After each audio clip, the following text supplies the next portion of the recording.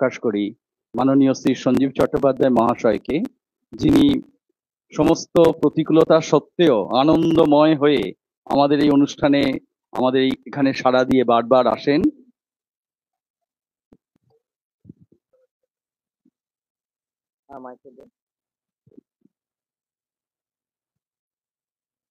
আজকের এই ছোট্ট ভক্ত সম্মেলনে শ্রীমৎ স্বামী তথাগতানন্দজি মহারাজের স্মারক বক্তৃতা উপলক্ষে মহারাজের প্রতি শ্রদ্ধাঞ্জলিতে আজকে আমাদের মধ্যে আরেকজনকে পেয়েছি, মাননীয় সঞ্জীব চট্টোপাধ্যায় মহাশয়।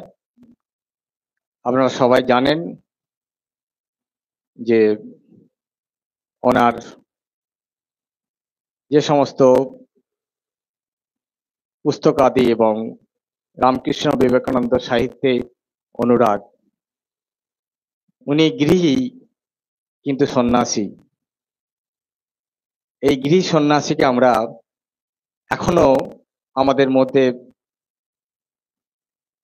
পেতে পেরেছি, বা আমরা ওনার কাছ থেকে যে সমস্ত তথ্য পাই সেগুলি পরম পাওয়া। দীর্ঘ সময় ধরে এই রামকৃষ্ণ বিবেকানন্দ সাহিত্যের তিনি তন্ময় হয়ে আমাদের তার ফলস্বরূপ প্রদান করে চলেছেন রামকৃষ্ণ বিবেকানন্দের ভাবকে। তাই আমরা সকলেই খুবই আনন্দিত ওনাকে আমরা এখানে পেয়ে। যতক্ষণ না ওনাকে আমরা এখানে সচক্ষে দেখতে পাচ্ছিলাম ততক্ষণ আমরা যেন একটা টেনশনের মধ্যেই ছিলাম। জানি না কোন মুহূর্তে হয়তো শারীরিক কারণে যদি আসতে না পারেন, তবে মনের জোর আছে, সেটাই ভরসা, এবং সেই মনের জোরেই কিন্তু উনি ছুটে এসেছেন আমাদের কাছে। সত্যি আমরা সেদিক থেকে খুবই কৃতার্থ এবং আনন্দিত যে শরীরকে উপেক্ষা করে মনের জোরে তিনি এই 90 দশকের ঠিক বয়সেও আমাদের মধ্যে উপস্থিত হয়েছেন আরো যুবক ভাবে।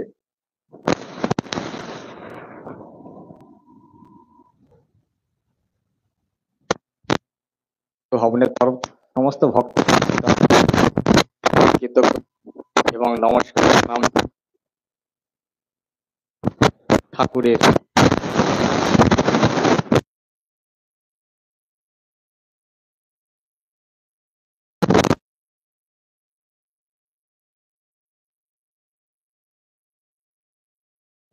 প্রণাম করি। আগে তার আগে বলি, এই যে ভিটে কি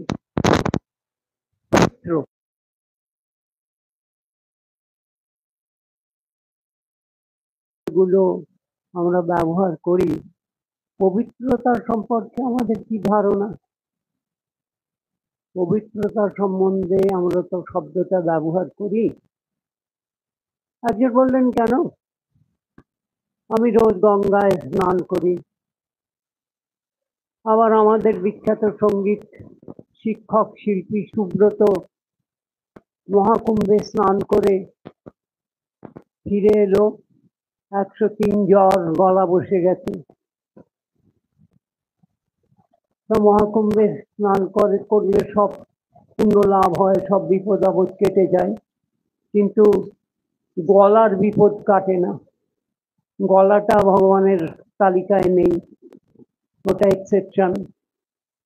প্রচুর যা তা খেয়ে ফেললে কি হয় আপনারা নিশ্চয়ই জীবনে একবার দুবার দেখেছেন। তাহলে পেটটাও তার নয়।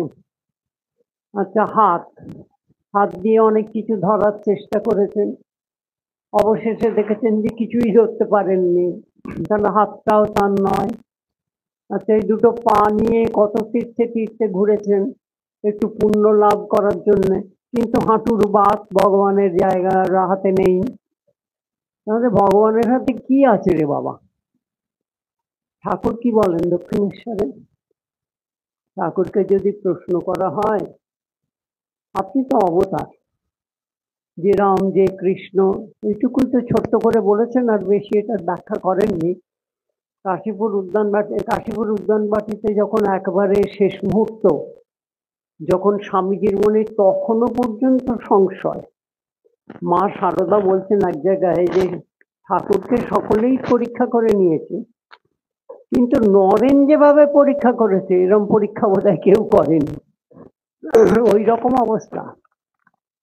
রাত 8টার সময় ঠাকুরের বললেন, আমার এত খিদে পেয়েছে, মনে হচ্ছে আমি হাঁড়ি হাঁড়ি ভাত খাই। খবরটা কাশীপুর উদ্যানবাটির নিচের তলায় চলে গেল।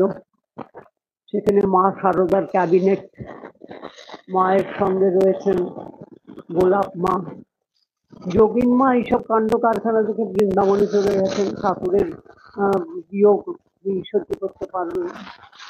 মার কাছে খবর গেল ঠাকুরের খুব খিদে পেয়েছে এবং বলছেন হাঁড়ি হাঁড়ি ভাত খেতে ইচ্ছে করছে। তখন তিনি কি করবেন, খুব গলা ভাত একটা গেলাসে, আর মা তো ওপরে আসতে পারছেন না, কারণ মাও আবার সিঁড়িতে স্লিপ করে পড়ে তার হাঁটুর অবস্থা খারাপ হয়েছে।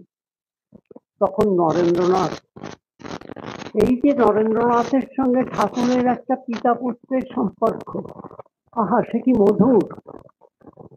স্বামীজি ধমকাচ্ছেন, শাসন করছে, নানা রকম খুব প্রশ্ন করছে, আবার কখনো তার ওই বড় বড় দুটি পদ্মপলাশ রয়েছেন জলে ভরে যায়। তিনি তার ওখানে যারা তার সঙ্গে সমবেত হয়েছেন, যারা সংকল্পই করেছেন যে আর আমরা ফিরবো না সংসার,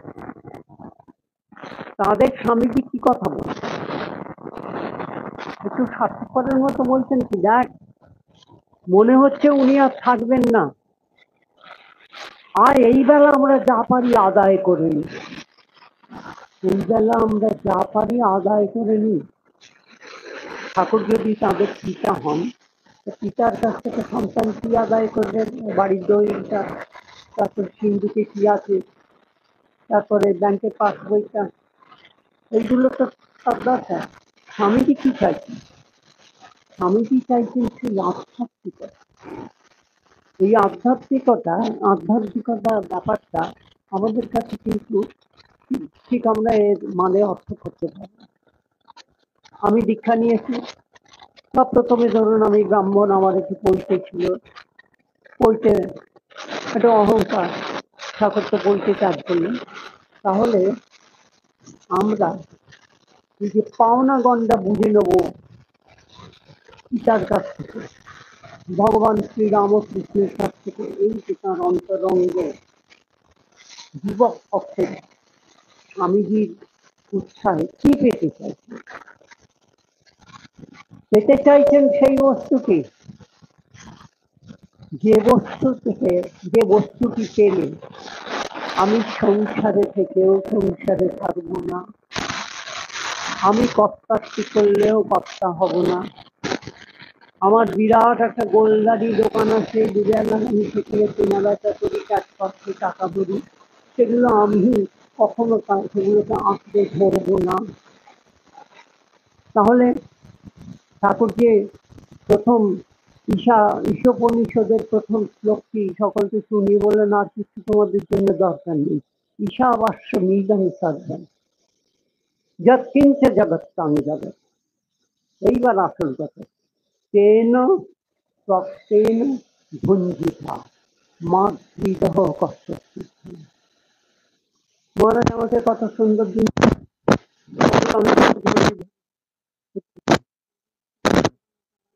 নাম দেবো না, ওটা আমার, তাই তো এখানেই বলা হচ্ছে তেন তত্তেন ভুঞ্জিতা। আমি দেখেছি, আমার ভালো লেগেছে, এরপরে আর আমি এটাকে আঁকড়ে ধরার চেষ্টা করব না। আমি সংসারে আছি, আমার পিতা ছিলেন, আমার মাতা ছিলেন, তারপরে আমার সহধর্মিণী, তারপরে আমার সন্তানাদি, আমার জায়গা আছে একটুখানি, সেখানে বাগান, সেখানে ফুল ফুটিয়েছি, ছেড়ে যাবার সময় বড় কষ্ট। আমার আমার বলে এগুলোতে সব অদৃশ্য চিহ্ন শ্রীমোহন আঁকা, আমার বাড়ি, আমার গাড়ি, আমার বাগান, আমার জামা কাপড়, আমার দেহ, আমার খাবার, আমার স্নান, আমার বাথরুম, এরকম হচ্ছে আজকাল, আমার বাথরুম, আমার গামছা, আমার চটি, আমার হ্যাঁ, আমার স্ত্রী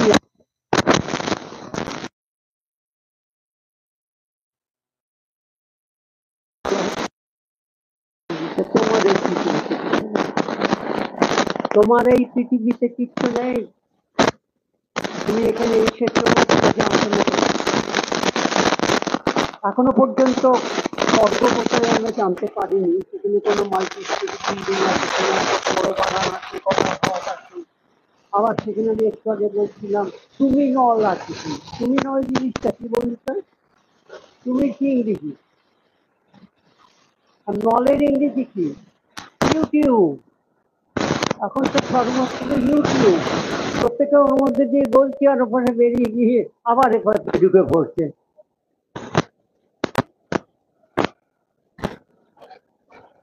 ইউটিউব কি করে বলি? ইউটিউব জানেন না? আমার মোবাইল ফোন জান, আপনি কাজের করতে যাচ্ছেন, যান, আপনার সঙ্গে কথা বলা উচিত না। এত নিকৃষ্ট আমি ইউটিউব জানি না, আমার অ্যান্ড্রয়েড মোবাইল নেই, আমি ফেসবুক দেখি না, মেসেজ পাঠাই না। আবার আজকাল মেসেজ কিরকম হয়েছে, আজ আমার শরীরটা খুব খারাপ খারাপ লাগছে, তাই ভাবছি ভাত আর খাবো না, ফুলকো লুচি চারখানা আর একটু করে আলু ভাজা খাবো। এই রিপোর্টটা সারা পৃথিবীর লোককে নিয়ে। কে ভাই তুমি? কোথায় থাকো? তোমার শরীর খারাপ। তারপর আবার কেউ একজন তার শরীরকে সাজিয়ে গুজিয়ে, সে এরকম থপথপে একটা ছেলে, সে একবার এরকম করছে ওরকম করছে, নাচছে উদয় শঙ্করের দিকেই। এই মূর্খের দুনিয়ায় আমার কোনো স্থান নাই।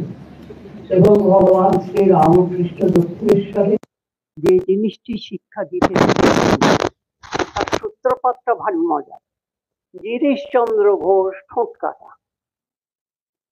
তিনি ঠাকুরকে যা খুশি প্রশ্ন করতেন। আবার যদি দুপাত্র খেয়ে থাকতেন তাহলে তার কথাই নেই। হ্যাঁ, যেমন ওর থিয়েটারে একদিন ঠাকুরকে মারতেও গিয়েছিলেন।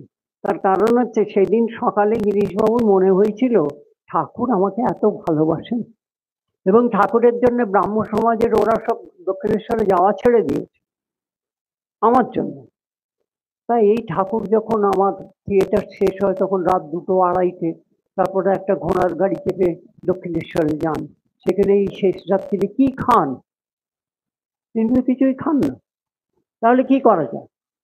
আজকে আমি ঠাকুরকে খুব খাওয়াবো বলে তিনি লুচি, ঠাকুর আলুর দম ভালোবাসেন, আলুর দম ইত্যাদি ইত্যাদি করেছেন।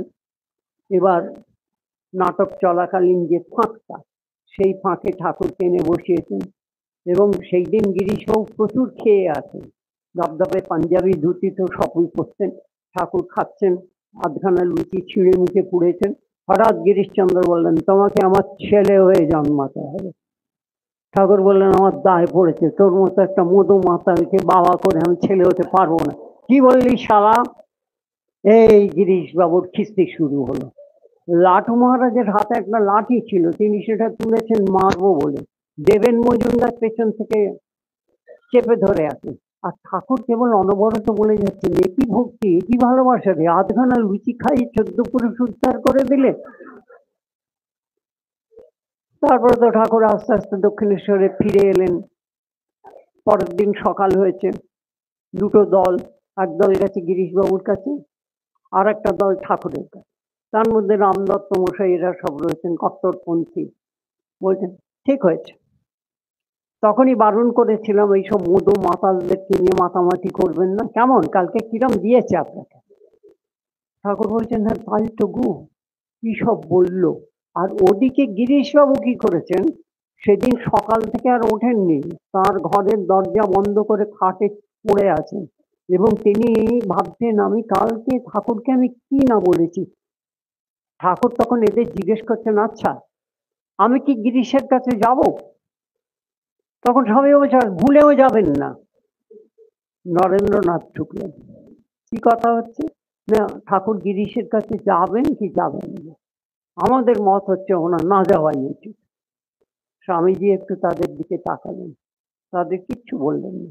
ঠাকুরকে বললেন, গিরিশ তোমাকে বাবা বলে, তোমাকে তার বকলমা দিয়ে দিয়েছে, সে তোমার সন্তান, তা তুমি বাপ হয়ে যদি গিরিশের কাছে না যাও তাহলে তোমার কর্তব্যে তো অবহেলা হচ্ছে। তাই তো এবার তিনি গিরিশের কাছে গেছেন এবং নরেন্দ্রনাথ সামনে রয়েছেন। গিরিশচন্দ্রের ঘরে আহা কি সেই দুপুরের সিন। ঠাকুর গিরিশ ওইখানে শুয়ে আছে, ঠাকুর ঘরে ঢুকতে ঢুকতে বলছেন, এই যে একটু আগে যে সন্ন্যাসী আপনাদের সাথে এসেছিলেন তার যে হাইট দৈর্ঘ্য ঠাকুরেরও প্রায় ওই রকম। ঠাকুর ঢুকছেন, ঠাকুর সামনের দিকে একটু ঝুঁকে আছেন, বলছেন গিরিশ আমি এলুম। বলা মাত্রই গিরিশ যেন তার খাট থেকে ছিটকে ঠাকুরের পায়ের উপর এসে পড়লেন এবং কি বললেন, তুমি যদি ঠাকুর আজ না আসতে তাহলে বুঝতাম তুমি আমার বাবা নও। সেই দিন স্বামীজি গিরিশচন্দ্রকে জিসি বলতেন। সেই দিন প্রথম স্বামীজি জীবনে কখনো কারোর পায়ে হাত দিয়ে প্রণাম করেননি, এমনকি ঠাকুরেরও পায়ে হাত দিয়ে প্রণাম করেননি। সেই দিন তিনি গিরিশচন্দ্রের পায়ে হাত দিয়ে প্রণাম করে বলেছিলেন, জিসি তুমি একটা দেখালে দেখো। আচ্ছা, তাহলে এর থেকে আমরা ঠাকুরের কি বার্তা পাই?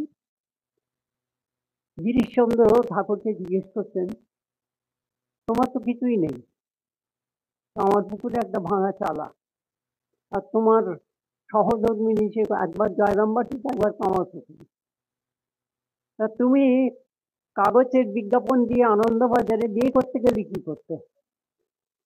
ঢাকঢোল পিটিয়ে বউকে খাওয়াবার ক্ষমতা নেই, বাড়ি করে দেওয়ার ক্ষমতা নেই, কি জন্য গিয়েছি? ঠাকুর একটু তাকালেন তার দিকে। ঠাকুরের এই তাকানো খুব সাংঘাতিক। হ্যাঁ গিরিশ ঠিক প্রশ্ন করেছে। আচ্ছা, আমি যদি বলি আমি বিয়ে করেছি তোমাদের শেখাবো বলে, আপনি আবার কি শেখাবেন? গিরিশ, সংসার কি করে করতে হয় কটা লোক জানে, স্বামী স্ত্রীর মধ্যে কি সম্পর্ক হওয়া উচিত কটা লোক জানে, তার পরবর্তী পুত্র কন্যারা যারা আসছে তাদের মানুষ করার কতটুকু জানে, পরিবারে পারিবারিক শান্তি রক্ষা করার জন্য কতটা ত্যাগ কতটা গ্রহণ করতে হয়, দাঁড়িপাল্লায় ওজন করে সংসার চলে না, তার কতটা জানে তারা। আমার তো সবকিছু হচ্ছে উদাহরণ স্বরূপ। আমি তো মায়ের দেখা আগে পেয়ে গিয়েছিলাম, তাহলে আমার 14 বছর ধরে দুষ্কর সাধন ভজন করার কি দরকার? একালে হলে ঠাকুর হয়তো বলতেন, তোমরা কি কোনোদিন কোনো সার্জেনকে সার্জিক্যাল অপারেশন থিয়েটারে গিয়ে দেখার সুযোগ পেয়েছো?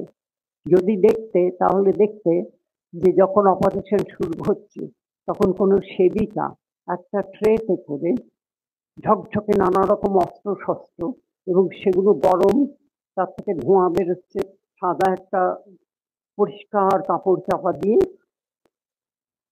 টেবিলে সাজিয়ে রাখেন। এগুলো কি? এইগুলো দিয়ে কাটাছেঁড়া করতে হবে, এইগুলো দিয়ে কাটাছেঁড়া করতে হবে। কাজটা কি? হয়তো পেটটা কেটে ফেলবে, কোলনগুলোকে 2 হাত দিয়ে আঁচড়া করে বের করে এনে একটা টেবিল ক্লথের রবার ক্লথের উপর ফেলবে। কারণ আমি এই ধরনের অপারেশন গোটা কতক আমার ডাক্তার বন্ধুর কৃপায় দেখেছি, তারা মানুষের শরীরটাকে নিয়ে ছিনিমিনি খেলা করে। তাহলে এই যে অস্ত্র, এই যে আমি কাটবো, ফরসেপ, সিজার, হ্যাঁ, টংস, তারপরে নিডল অ্যান্ড থ্রেড, এই সমস্ত এই বস্তুগুলি নিয়ে এই অপারেশন শুরু করতে হয়। তা সংসারও তো সেই রকম একটা অপারেশন। তুমি বড় হবে, তুমি বিয়ে করবে, তুমি সংসার করবে, সন্তান প্রতিপালন করবে, তাদের মানুষ করবে, তুমি তোমার নিজের জীবনের শেষটা যাতে সুখে থাকতে পারো তার জন্য আগে থেকেই একটা পরিকল্পনা করবে। 2 হাতে উড়িয়ে দিলে হয় না। আমি তো যদু মল্লিককে বলেছিলাম যে তুমি, সৌম্য মল্লিককেও বলেছিলাম, তোমরা এই যে মশায় পুষেছো আর রোজ রাত্রিরে মদ গেলাচ্ছ, তা এদের মুক্তির কি হবে? যদু মল্লিক বলেছিল, সে তো তুমি আছো। ঠাকুর চোখ দুটো একটু পিটপিট করে তার দিকে ঝুঁকে পড়ে বললেন, যদু, এটা তোমার কথার কথা না এটা তোমার সত্যি মনের কথা? তুমি কি সত্যি ভগবানের কাছে নিজেকে নিবেদন করে দিতে পেরেছো? তুমি কি রামকৃষ্ণের কাছে নিজেকে সম্পূর্ণ অহংশূন্য হয়ে এই আমি ফেলে দিলাম তোমার কাছে, রাখতে হয় রাখো, মারতে হয় মারো। তুমি কি আমিটাকে একেবারে জব্দ করতে পেরেছো? যদি না পেরে থাকো তাহলে দক্ষিণেশ্বরে আমার কাছে এসে ইয়ার্কি মেরো না। আমি তোমাদের মাথার দিব্যি দিয়ে বলিনি যে ভগবানকে পেতেই হবে, ঈশ্বর ঈশ্বর করো, মালা জপ করো। আপনারা মালা জপ দেখেননি, ঠাকুর মালা জপ দেখেছেন। কিরম দেখেছেন?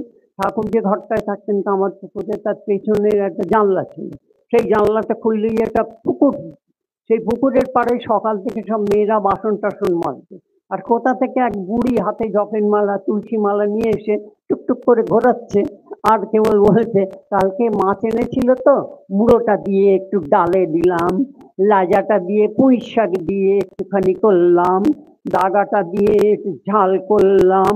ঠাকুর আর থাকতে পারলেন না, ওরে বাড়ি যা, হ্যাঁ বাড়ি যা, ওই এই বয়সে আর মাছের মুড়ো দাগা লাজা করতে হবে না। ঠাকুর এইরকম তার ভিজিলেন্স। আমি সাধু হয়েছি বলে চোখ কান বুঝিয়ে হরে ও চোখ বুঝিয়ে বসে রইলাম। হ্যাঁ, পাওনাদার এসে ফিরে গেল, তারপরে ছেলে বাবা বাবা করে কলেজের মাইনে দেবে। তার স্ত্রী বলছে বাবা এখন ধ্যান করছে। পাওনাদার আপনারা এখন আসুন, উনি এখন ধ্যানে বসেছেন। ঠাকুর বলছেন এইসব বন্ধগুলোকে এই আদারে এই শব্দ ব্যবহার করছেন।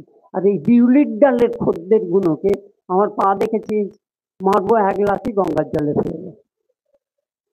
আমি চাই খাঁটি জিনিস। আর তুমি যদি ধর্ম নিয়ে খেলা করতে চাও, সবচেয়ে বড় কথা, সবাইকে ধাপ্পা দেওয়া যায়। আমি হাত জোড় করে বলছি ভগবানকে ধাপ্পা দিতে যেও না। বিশ্বাস করো আর না করো, তুমি তোমার মতো থাকো। ঈশ্বরকে ধাপ্পা দিতে যেও না, সে বড় মুশকিলে পড়ে যাবে। ভগবানের কাছে তঞ্চকতা চলে না বলেই ভগবান শ্রী রামকৃষ্ণ বলছেন যেটা ঘোর কলি, কলিতে সব দেবদেবীরাও ঘুমিয়ে পড়েছে, হীনবল হয়ে গেছে। তাহলে ঠাকুর আমরা কার ভজনা করব? বললেন সত্য, সত্য। এই প্রতিজ্ঞা করো জীবনে আমি একটিও মিথ্যা কথা বলবো না, তাতে আমার মুন্ডু উড়ে যাক। 2 নম্বর, আমি কারুর কাছে আত্মবিক্রয় করে দেব না কটা টাকার জন্যে। আপনারা এখন দেখতে পাবেন বড় বড় যেসব লোক আছে, যদু মল্লিকের যেমন মোসাহেব ছিল, এখন আমি নাম করছি না, আমরা এখন যে যুগটায় আছি এটা হচ্ছে রাজনীতির যুগ, দাদাদের যুগ।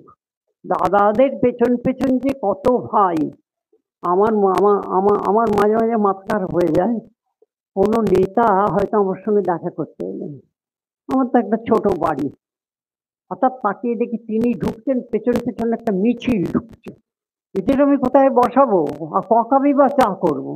হ্যাঁ, এই যে দাদা, হ্যাঁ দাদাইজম, ভগবান শ্রী রামকৃষ্ণ প্রথম থেকেই এইটি সাবধান করে দিয়েছেন। একলা আপনাকে আপনি থেকে মন, যেও না কো কারো ঘরে, যা চাবি তা বসে পাবি, খোঁজ নিজ অন্তঃপুর। আমার ভেতর ভগবান শ্রী রামকৃষ্ণ বলছেন তুমি তাকালে, আমি তাকালে তো আপনাদের দেখতে পাচ্ছি, আপনারা তাকিয়ে আছেন আমার দিকে, আমাকে দেখতে পাচ্ছেন, কিন্তু ঠাকুর কি বলছেন? ডুব দাও, ডুব ডুব ডুব রূপ সাগরে আমার মন। এইবার কি সুন্দর উদাহরণ মাস্টার, তুমি আমাকে ওই একটা ছবি এনে দিতে পারবে? কি ছবি? না ওই যে পাখির বাসা, পাখির মা ডিমে তা দিচ্ছে এবং তার চোখ দুটি ফ্যাল ফ্যাল করছে, তার আর কোনো দিকে খেয়াল নেই, সেই ডিমে তা দিচ্ছে। তাই ঈশ্বরের কথা চিন্তা করতে করতে আমার দৃষ্টিটা ফ্যাল ফ্যালে হয়ে গেছে। অর্থাৎ আমি যা দেখছি দেখছি, কিন্তু এর কোনোটাকেই আমি আমার আমার আমার বলে আঁকড়ে ধরছি না। এখানে যদি একটা মহারাজ একটা মোহরের থলিও ফেলে রাখেন, হ্যাঁ, আমার ওদিকে দৃষ্টি যাচ্ছে না। এই যে ট্রেনিং, এই ট্রেনিং সম্পর্কে আপনাদের বলি, আমি দেখেছিলাম বিদেশে গিয়ে কুকুরদের ট্রেনিং দেওয়া হচ্ছে। এবং জানেন তো ধর্মের জগতে, বিশেষ করে তন্ত্রের জগতে কুকুরদের খুব প্রেস্টিজ। ঠাকুরের একটি কুকুর ছিল, বামদেবের একটি কুকুর ছিল, বেলুড় মঠে একটি কুকুর ছিল, মা শারদার একটি কুকুর ছিল, কুকুর। তা এই যে ট্রেন ডগ, আমি তো ডগ নই, হ্যাঁ ডগ নই, ওই দিক থেকে দেখলে হয়তো গড। আমি যদি উর্দুভাষী হতাম তাহলে আমি গড, কারণ এই দিক থেকে আসবো তো, আর এই দিক থেকে ওদিকে গেলে ডি ও জি, হ্যাঁ, আর আমি যদি বাঁ দিক থেকে ডান দিকে পড়ি তাহলে জি ও ডি, গড আর ডগ। ডাইনে বাঁয়ে একটু ঘোরাঘুরি করলেই দেখবো যেখানেই ডগ সেখানেই গড, যেখানেই গড সেখানেই ডগ। তাই কেন ডগ? এই ট্রেনিং। আপনারা জানেন রিট্রিভার বলে একটা স্পিসিস আছে, গোল্ডেন রিট্রিভার, নিউ ফাউন্ডল্যান্ড ডগস। আমাদের চার্চের ফাদাররা যারা সারা বছর তুষারে, বিশেষ করে প্যারিসে, জার্মানিতে ইত্যাদি জায়গায় সেই তুষারপাতের রাত চারিদিক বরফে ঢেকে গেছে এবং হয়তো কেউ কেউ বরফে চাপা পড়ে গেছে, তখন আধুনিক প্রযুক্তি আসেনি, সেই চার্চের ফাদাররা ওই ট্রেন ডগ নিয়ে বেরিয়ে পড়তেন, যে যারা চাপা পড়ে আছে স্মেল নিয়ে তাদেরকে উদ্ধার করে আনে। আবার এরকমও ছিল, আমি বন্দুক দিয়ে একটা পাখি মারলাম, অনেকটা দূরে পড়লো, আমার কুকুর সেই পাখিটাকে নিয়ে এসে আমার কাছে দেবে, কিন্তু আসলে দেখা যাবে তার একটিও দাঁতের কামড় ওখানে পড়েনি। This is training. তাহলে ঠাকুর আমাদের কি বলতে চাইছেন? এই গৃহী ঠাকুর, একে তো আমরা সন্ন্যাসী বলে অ্যাকসেপ্ট করতেই পারছি না। তার কারণ গেরুয়াধারী সন্ন্যাসীরা আশ্রমে থাকবেন, তাদের কাছে গিয়ে আবল তাবল কথা বলা যাবে না, খবরের কাগজের কথা বলা যাবে না, খুন খারাপির কথা বলা যাবে না, আজকে সিনেমায় কি এসেছে, কোন লাস্যময়ী নায়িকা কি কাণ্ড করেছেন, না তাই এইসব কথা তো তাদের কাছে বলা যাবে না। তাদের কাছে বলতে হবে কি, মনে যাই না থাক, আহা ঠাকুর ঠাকুর কি সুন্দর। একজন এইরকম দক্ষিণেশ্বরে এসেছিল, ঠাকুরের ঘরে বসে আছে, সে থেকে থেকে বলছে জয় রাম জয় রাম। ঠাকুরের প্রথমে ভুরুটা করছিল, এবার রাম রাম করছে, এই শোন রাম রাম করছিস, রাম দেখেছিস? না ঠাকুর, রাম তো দেখিনি। তাহলে এখানে বসে বসে মাঝে মাঝে আকাশের মধ্যে চাঁচাচ্ছিস কেন, চমকে দিচ্ছিস রাম রাম করে? মাথা নিচু করে ওরে সোজা গঙ্গার ধারে চলে গেছে। তার আবার ঝোলার মধ্যে একটা ছোট্ট আয়না ছিল, সেইটা এরকম করে দেখাচ্ছে প্রকৃতিকে, দেখো দেখো তুমি কি সুন্দর। এইবার সে আর ঠাকুরের ঘরে ঢুকলো না, ওর থেকে একটা কাঠ পয়লা এনেছে, এনে ঠাকুরের ঘরের বাইরে লিখে রেখে গেল, আমি এখন চললাম, যদি আমি কোনোদিন রামের দর্শন পাই তাহলে আবার আমি ফিরে আসবো। দিস ইজ ভগবান শ্রী রামকৃষ্ণ। একেই স্বামীজি বলছেন ইনি দেবতা, ইনি গৃহী, ইনি শিক্ষক, ইনি ম্যান মেকার, ম্যান ডেস্ট্রয়ার, ইনি ব্রিগেডিয়ার, ইনি পাইলট, ইনি কি কে আমার বোঝার ক্ষমতা হলো না। আমাকে অনেকে বললো তুমি তো নরেন ওনার সঙ্গে এত সঙ্গ করেছো, আর তিনি তো তোমার জন্যই এসেছেন, এইরকমই যেন প্রকারান্তরে বললেন, তো তুমি একটা জীবনে লিখছো না কেন? বললেন ওরে বাপরে, ঠাকুরকে আমি কতটুকু বুঝেছি, কতটুকু জেনেছি, শেষকালে কি শিব গড়তে বাঁদর গড়বো? বারে বারে প্রশ্ন করছেন। নরেন্দ্রনাথের অনুসন্ধান, নরেন্দ্রনাথ ধর্মে ধর্ম খুঁজছেন, নরেন্দ্রনাথ ভাষায় ভাষা খুঁজছেন, নরেন্দ্রনাথ সাহিত্যে সাহিত্য খুঁজছেন, নরেন্দ্রনাথ পরিবারে পরিবার খুঁজছেন, নরেন্দ্রনাথ ছাত্রে ছাত্র খুঁজছেন, নরেন্দ্রনাথ শিক্ষকে শিক্ষক খুঁজছেন, নরেন্দ্রনাথ গড মানে গডকে খুঁজছেন। তার এই অন্বেষণ মা জানতেন নরেনের কাছ থেকে পার পাওয়া খুব কঠিন, কে কতটা ভণ্ড। জয় গুরু বললে ভগবানকে পাওয়া যায় না। অনেকে দেখবেন অনবরত, আমি একটি আমাকে আমার গুরু মহারাজ স্বামী শ্রদ্ধানন্দজি একবার ডিটেকটিভ করেছিলেন আমাকে। উনি বললেন সঞ্জীব তুমি তো দেওঘরের রামকৃষ্ণ মিশনে শিক্ষকতা করতে যাচ্ছ, তখন একটা বড় আশ্রম আছে। আমি বললাম আগে হ্যাঁ, তুমি একদিন রাত্রিবেলা ওখানে গিয়ে ওদের ব্যাপারটা দেখে শুনে আমাকে একটু জানিও তো। আমি নাম করছি না, আমি সেখানে গেলাম, একটা বিরাট জায়গা, সেখানে অনেকগুলো বেঞ্চি আছে, আর প্রচুর লোক। হ্যাঁ, হ্যাঁ, ওই জয় জয় করে বেড়াচ্ছে। হ্যাঁ, জয় ভগবান, হ্যাঁ, জয় প্রাণারাম, এসব করে যাচ্ছে। হ্যাঁ, আমি তো দেখছি কি হচ্ছে। তিনি বসে আছেন, দুজন সুন্দরী মহিলা তার পা টিপছেন। তারপরে আমার সারা রাত থাকার কথা বলেছেন, আমি একটা বেঞ্চিতে খালি পেয়ে একটু শুয়েছি, আর প্রচুর মশা। এবার দেখছি কি আমার পাশ দিয়ে যে যাচ্ছে সেই আমার কানের কাছে এসে বলছে জয় রাম। ঘুম ভেঙে যাচ্ছে, জয়, আবার যেই ঘুম আসছে আবার একটু বলে জয় রাম। এ কি রে ভাই? তারপরে আমি উঠে পড়লাম। তারপরে আমি মহারাজকে এসে বললাম, মহারাজ এত রাম আর এত প্রাণারাম এবার টেকতে পারলাম না। বললেন, দেখো, বন্যার জলে চাষ হয় না। স্বামী শ্রদ্ধানন্দ বলছেন, বন্যার জলে চাষ হয় না, কিন্তু সিজনাল রেন, বর্ষার বৃষ্টি যখন আকাশ থেকে ঝিরি ঝিরি ধারায় ঝরে পড়ে, তখনই ধান গাছগুলো বড় হয়, সর্ষে গাছগুলো বড় হয়, সমস্ত মাঠ হলুদ হয়ে যায়, আর ধানের শীষ মাথা নাড়াতে থাকে, কাশফুল যেন চামর। বন্যা হলে হয় না, সংযত ধারা।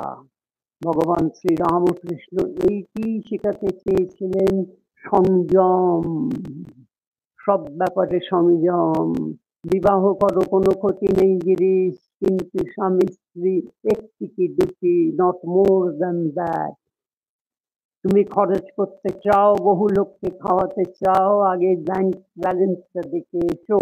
সেইটা করার পর তোমার পরের 1 মাস তুমি খেতে পাবে কিনা। আমি আবার এরকমও দেখেছি, আমার এক বন্ধু একটা দোতলা বাড়ি করেছিল। আমি তখন সরকারি চাকরি করি, খুব বাড়ি করেছে, মার্বেল মোজাইক মেজে করেছে, সব ঘষাঘষি করেছে। তা আমাকে একদিন বলল, চল দেখবি, চল আমার বাড়িটা। তা আমি একদিন রোববার সকালে গিয়ে দেখি সে গামছা পরে মেজে পালিশ করছে। তা আমি দেখছি কোনো একটা প্যান্ট বা একটা কিছু ধুতি টুতি, বললো, ভাই আমার এখন গামছা সদস্য সবই প্রায় বিক্রি করে দিয়েছি ওই বাড়িটা করার জন্য। আমি বললাম, এরপরে আর একতলা করলে তো উলঙ্গ হয়ে যাবে, তো এ বাড়ির কি দরকার? বলে, ও তুই বুঝবে না, উলঙ্গ। মেয়ের বিয়ে দিলে সেখানে দেখেছেন, আমাদের 8তলা বাড়িতে একটা ঘরে বিয়ে হলো, দেয়ালে ওই বসুধারা হলো, পুরোহিত এলেন। সেদিনে আমাকে এক জায়গায় বিয়ে নেমন্তন্ন খুব ধরেছিল, গিয়েছিলাম। তা আমি গিয়ে নামলাম, একটা বিরাট পার্ক, ঢুকলাম। ঢোকার পর দেখি এটা তীর মারা, এইদিকে this way coffee, this way ice cream, আচ্ছা, দিস ওয়ে খানার টেবিল, দ্যাট ওয়ে বড়বাবুর বাসর ঘর, মানে সারা বাগানটা আমার দিস ওয়ে দ্যাট ওয়ে। তুমি হচ্ছে এয়ারপোর্টে ঢুকে পড়েছি। অনেকক্ষণ পরে মনে হলো একটু কফি খাই, দিস ওয়ে কফি, যাচ্ছি তো যাচ্ছি। একজনকে জিজ্ঞেস করলাম, ভাই কফি কোথায় পাওয়া যাবে? বলে, এদিকে কফি টফি নেই। না, কোন দিকে আছে? কফি ওই দিকে আছে। আবার আমি ঘুরে, আমি কফি পর্যন্ত পৌঁছতে পারলাম না। তখন আমার মনে হলো আর বেশি চেষ্টা করে দরকার নেই, বাইরে গাড়ি দাঁড়িয়েছিল, তোমরা সুখী হও, সুখী দাম্পত্য জীবনযাপন করো বলে যে একটা শাড়ি দিতে গিয়েছিলাম, দেখলাম যে কোটি কোটি টাকার ব্যাপার।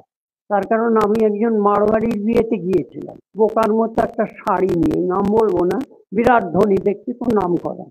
আমি এই বড়বাজারে, আমি তার ওইখানে ঢোকবার মুখে দেখি তুলে একটা পাঠা দারোয়ান বসে আছে। ব্লাও, কি লিয়ে আসবো রে বাবা, মাথা চুল, বাগাল মে জো হয় ও লিয়াও। আমি দিলাম ওকে ওই শাড়ির প্যাকেটটা, দাম করে ফেলে দাও, যাও। ওটা কি হবে? বললেন, এই वो लोग प्रेजेंटेशन नहीं लेता है। আমি গেলাম, গিয়ে না ঘন্টাখানেক বসে থেকে আসল খানায় পৌঁছতে পারলাম না।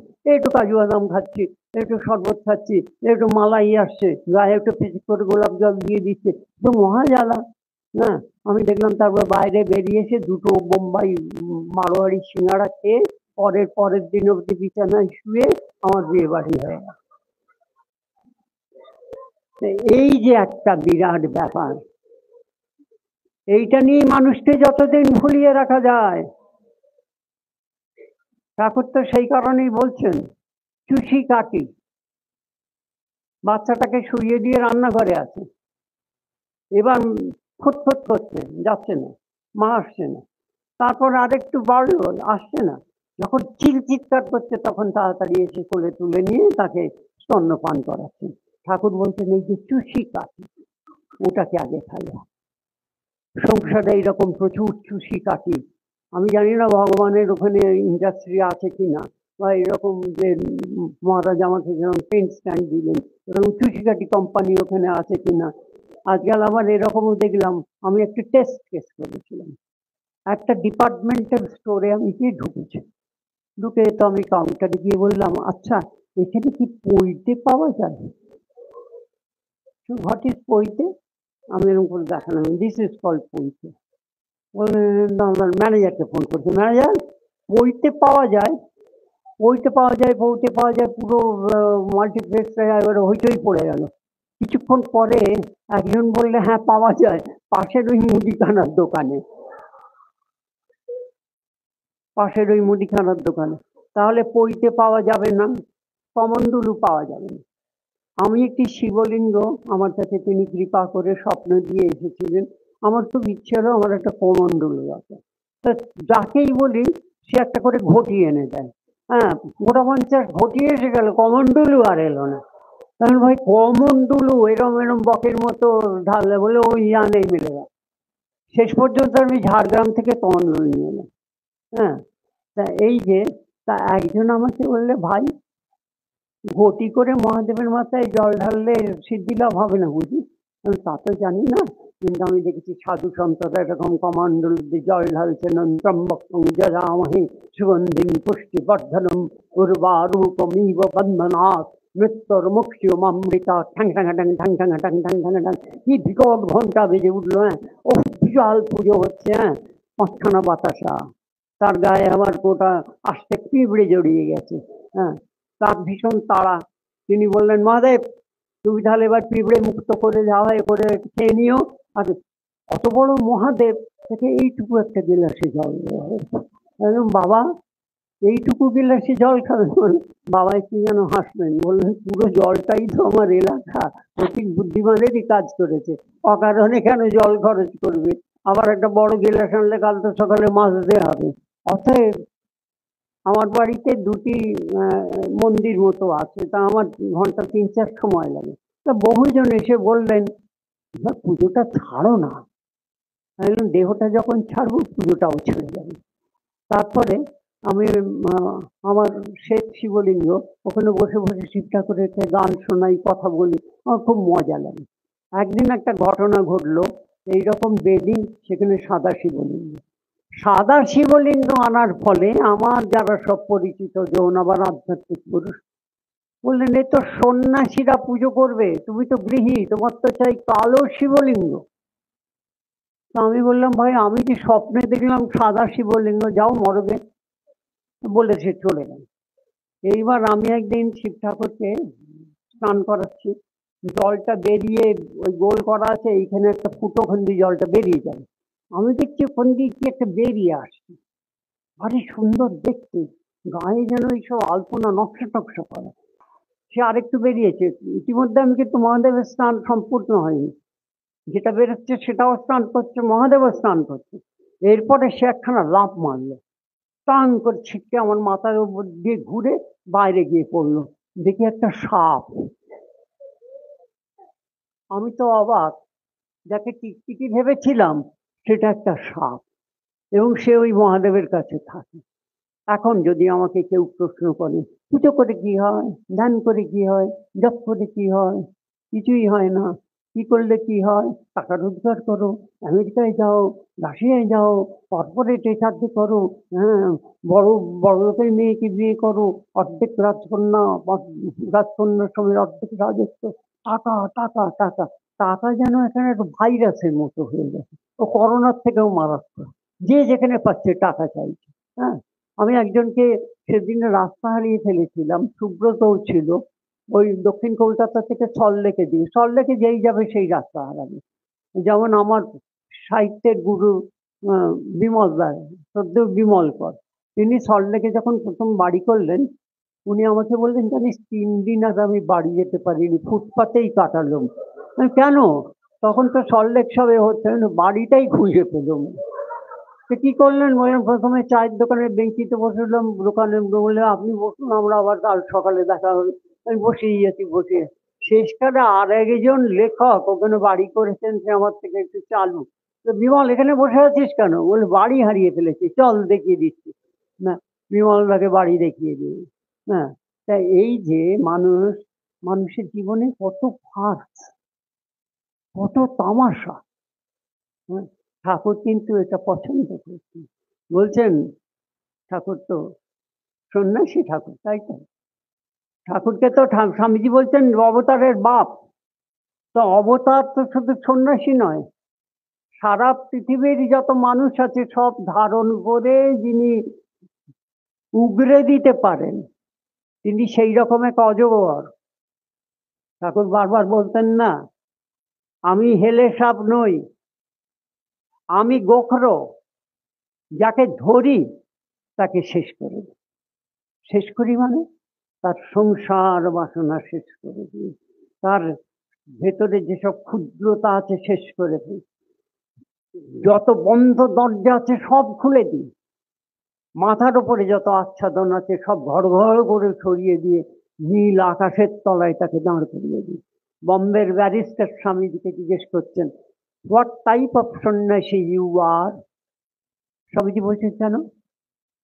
বললেন, আপনি চুরুট খাচ্ছেন, আপনি তাকিয়া ঠাসান দিয়ে বসে আছেন, এবং আপনি আমিষ নিরামিষের কোনো বিচার করছেন না, আবার পানও খেয়েছেন। সর্বনাশ, আপনি কি সন্ন্যাসী? স্বামীজি একটু হাসলেন, হেসে বললেন, আমি সন্ন্যাসী কথা তো বলিনি। দেন হোয়াট ইউ আর? আমি পরমহংস। পরমহংস সেটা কি? That's very difficult. শুনি কিরকম? আকাশ আমার ছাদ, ভূমি আমার শয্যা, আর এই করযুগল আমার পানপাত্র।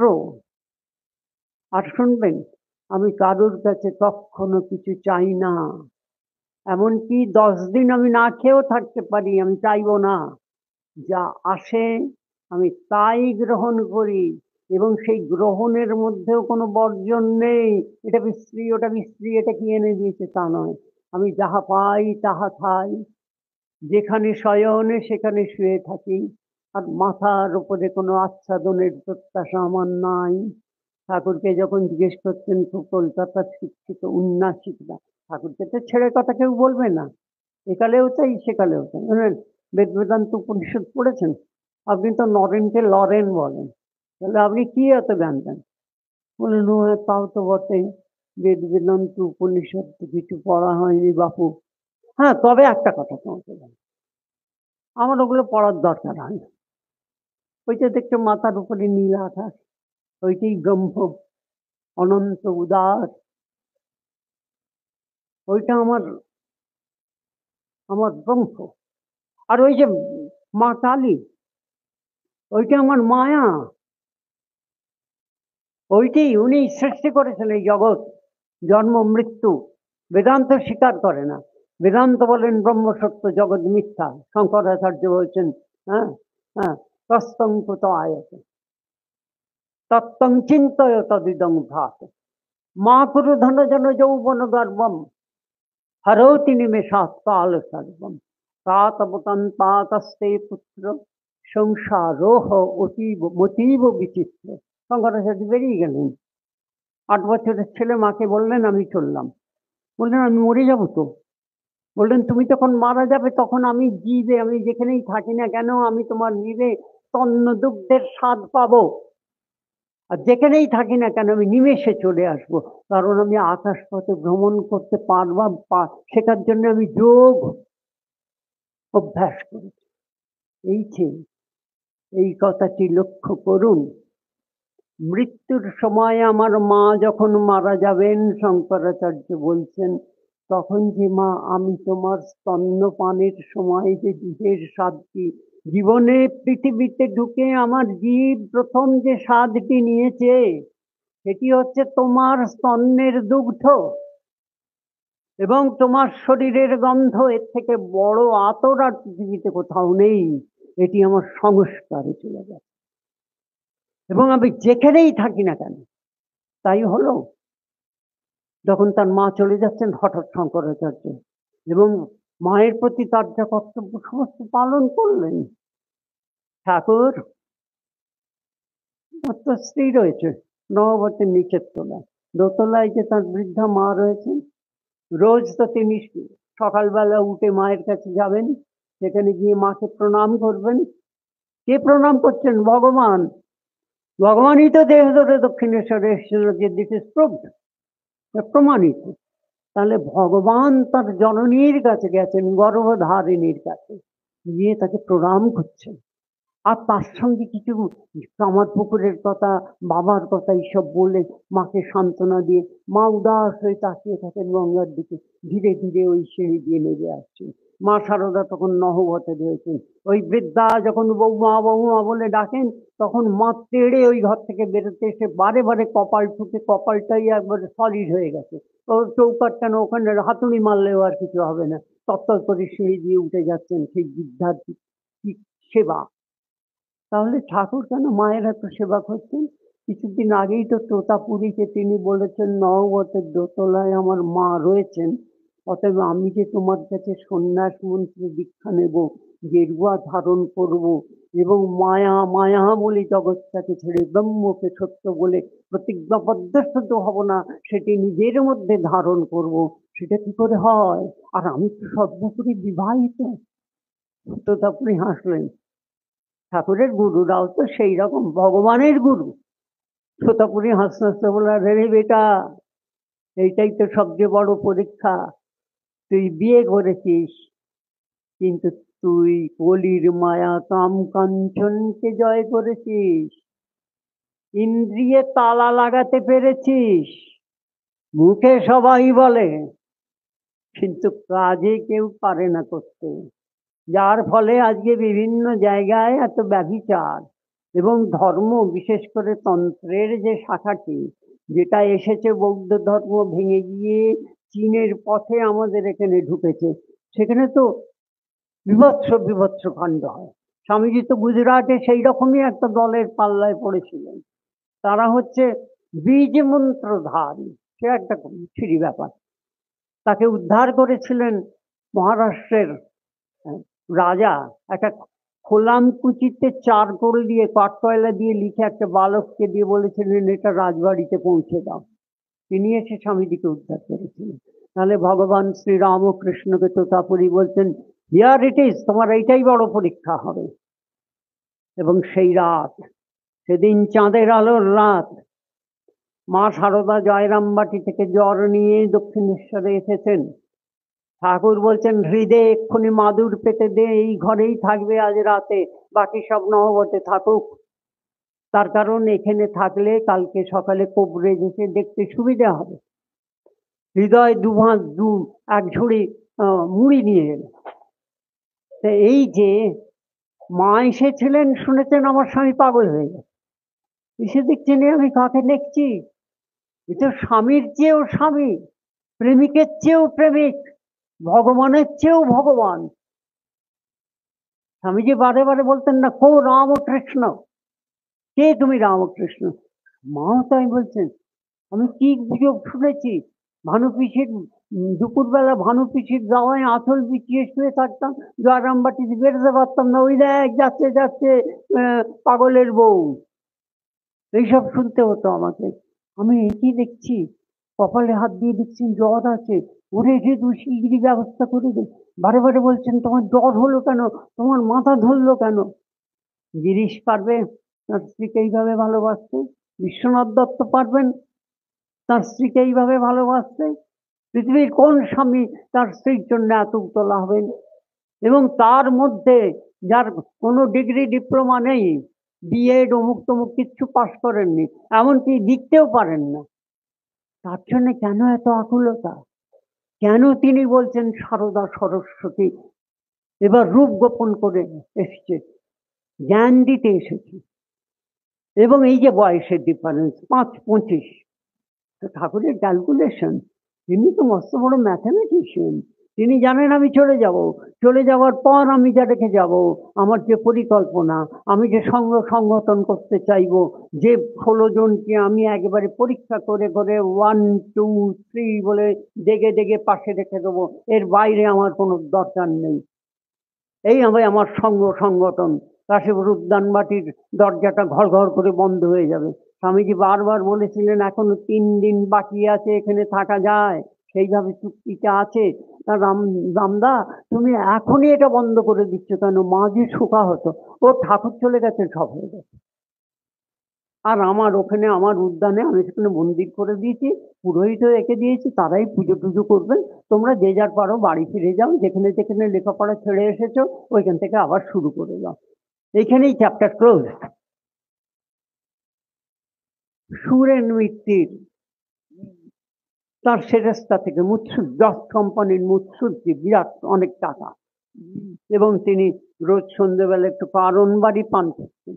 ঠাকুর আমার মাঝে মাঝে বলতেন, সুরেন একটু খাও না, গন্ধটা আমার ভালো লাগে। তা সুরেন বসে আছেন, একেবারে জলজান্ত ঠাকুর এসে সামনে দাঁড়িয়েছে, আসনে বসে চোখ বুজিয়ে কাঁধ ধ্যান করছে, আমার ধ্যান। আর আমার ছেলেগুলো যে চিটপুরের রাস্তায় ঘুরে ঘুরে বেড়াচ্ছে, তাদের না ঘরকা না ঘাটকা। সঙ্গে সঙ্গে সুরেন মিত্তির ভাবনা আসতে বললেন, এক্ষুনি এক্ষুনি একটা ব্যবস্থা করো।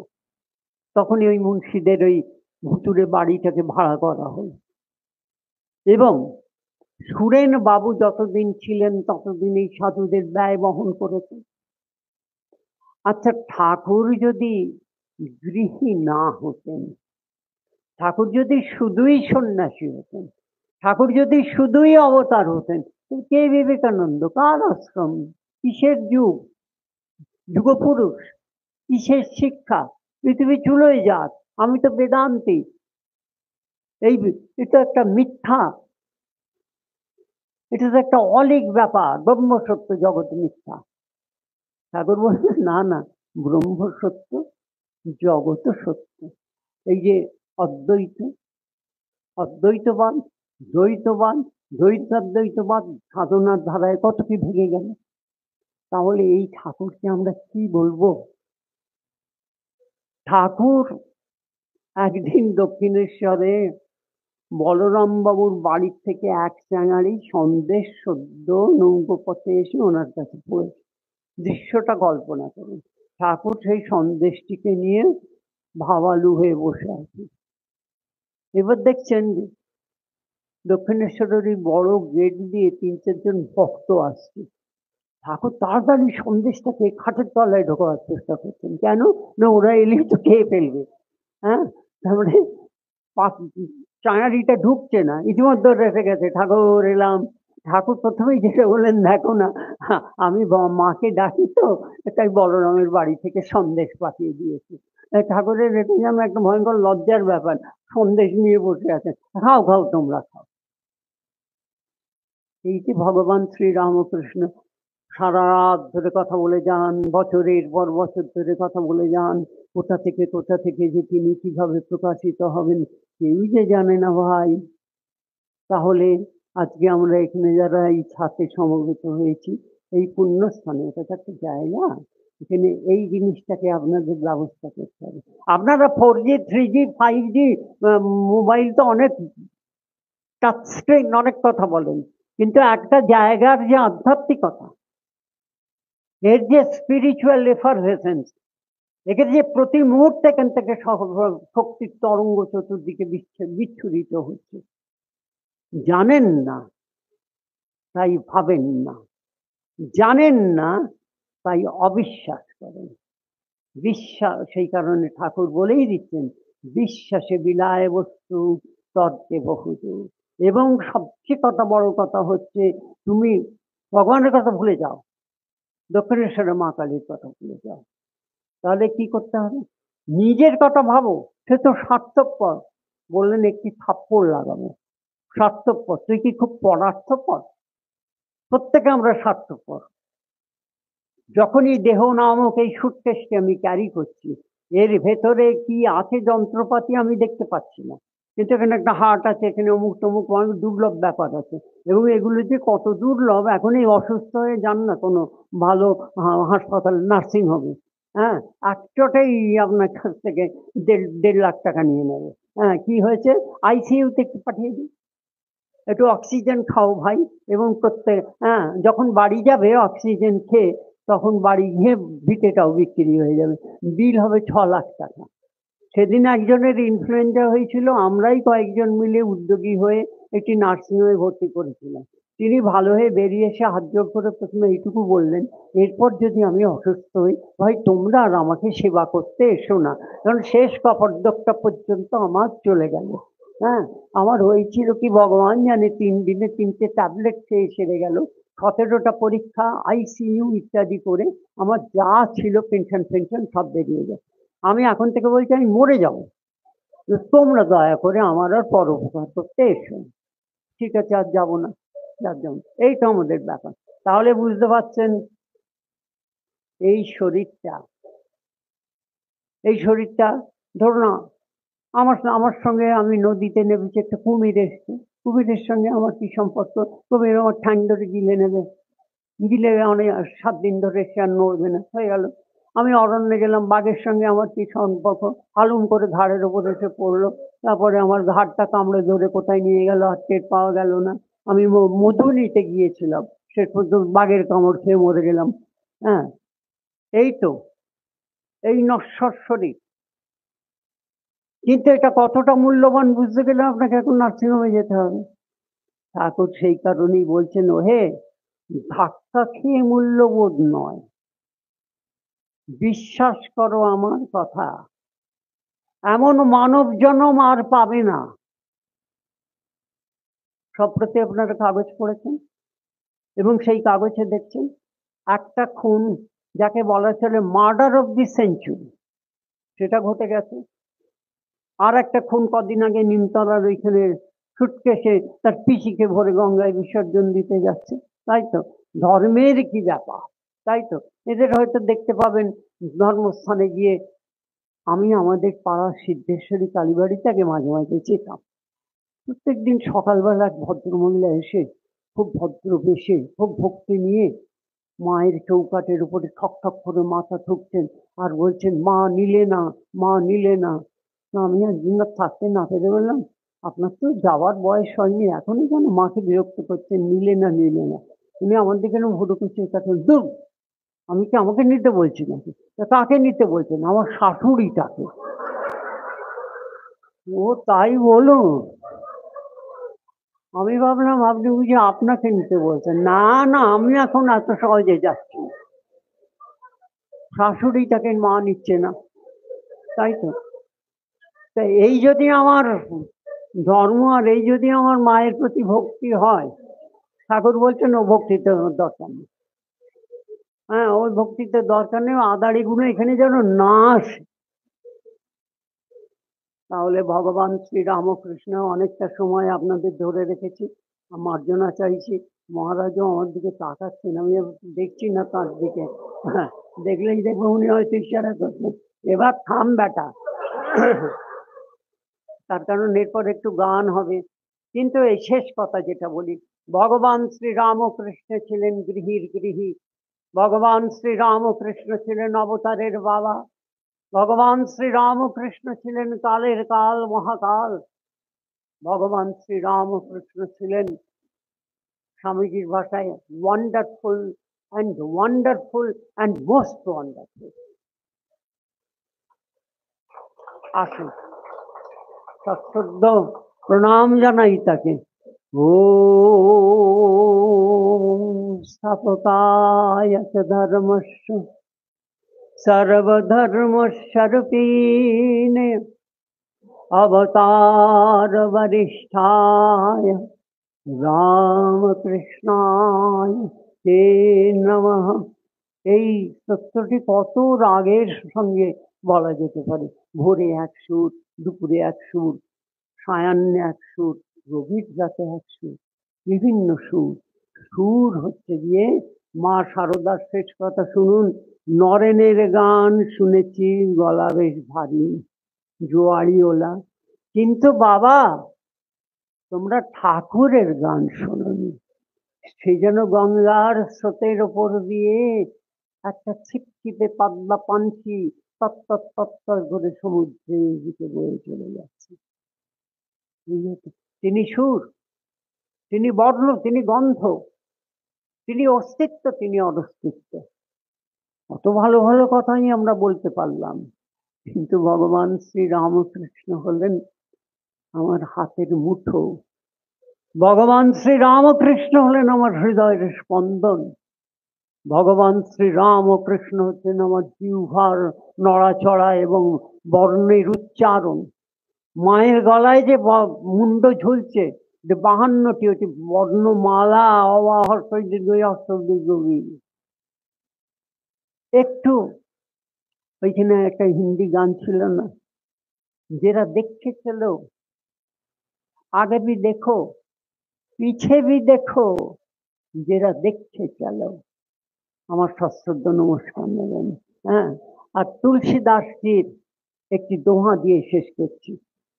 ঠাকুর তুলসীদাস এবং কবির কথায় কথায় তার কথায় আসতো, তার মতো করে বলতেন, এক ঘড়ি आधी घड़ी आधियों से आग, संगत कीजिए राम की हरे कोटि अपराध। আমি বেশিক্ষণ পাচ্ছি না, নিমেষে চট করে একটা আম, এক ঘড়ি आधी घड़ी आधियों से आग, संगत कीजिए राम की हरे कोटि अपराध।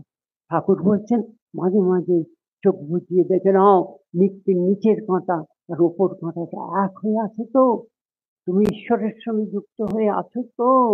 তার কারণ হচ্ছে এখন আমি দেখি সেদিনে বাড়িতে একটা হাই হাই পড়ে গেল। আমাদের বাড়িতে নেটের কানেকশন পাওয়া যাচ্ছে না, নেট নেই নেট নেই। আমি বললাম মশারিটা নিয়ে আসি না, নেট নেই। বললে দূর, ওই নেট নয়, ওই যে মোবাইলের মাথার উপরে ঝুলঝুলিটা আছে ওই নেটটা নেই।